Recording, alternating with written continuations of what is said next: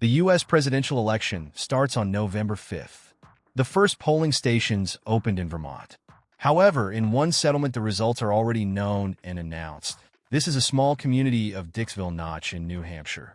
Traditionally, residents of Dixville Notch in New Hampshire, near the Canadian border, voted first in the country.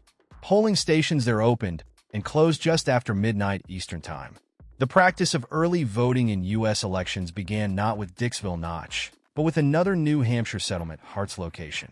This happened in 1948 to take into account the irregular schedules of railroad workers. Later, the practice spread to Dixville Notch. Since 1960, elections at midnight have been held there regularly. 6 voters took part in the voting, 4 of them Republicans. The entire process took about 10 minutes, ABC News notes. There were more reporters than voters at the Balsam Resort where polling stations were set up. The results were counted by hand and read aloud. Democratic candidate Kamala Harris and Republican candidate Donald Trump each ended up with 3 votes. Democratic candidate and incumbent Vice President Kamala Harris and Republican candidate, former President Donald Trump, had been neck and neck in the final weeks before the vote. As the election approached, polls in the so-called swing states showed that the gap in voter support for Trump and Harris was becoming increasingly narrow.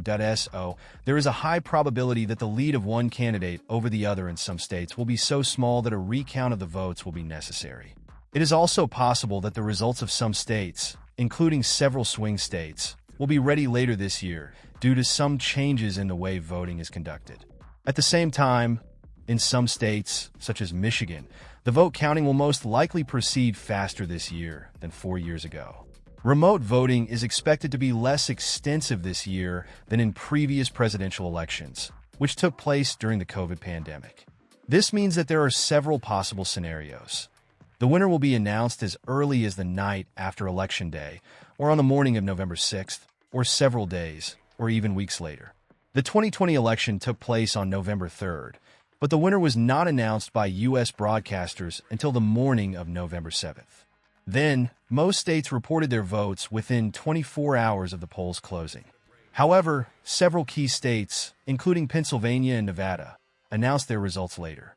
The race is expected to be decided by the results of the swing states of Arizona, Georgia, Michigan, Nevada, North Carolina, Pennsylvania, and Wisconsin.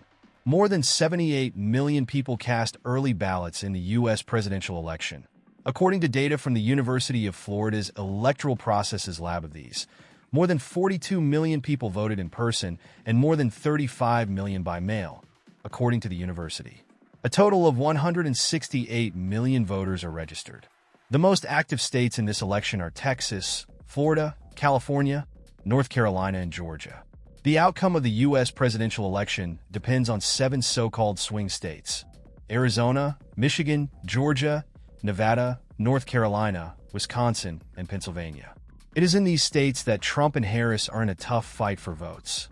Reading is the 4th largest city in Pennsylvania, with a population of about 100,000 people. More than 70% of Reading residents are of Latin American origin. A few days ago, at a campaign rally in New York, a famous comedian made unflattering jokes about Latinos. For example, he called Puerto Rico a floating pile of garbage. In Reading, a Puerto Rican flag is flying at the Democratic headquarters. Teddy Vasquez, a volunteer for the Democratic Party. When I was going door to door the other day, I met a man from Puerto Rico who said that this comedian made him change his vote. This is important.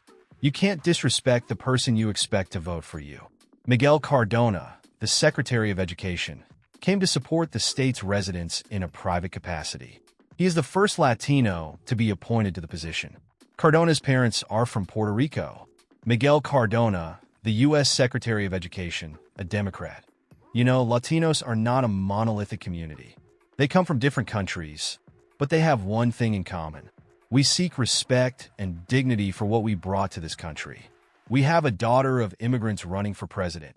And we have another candidate who, I believe, said that immigrants are poisoning the lifeblood of our country.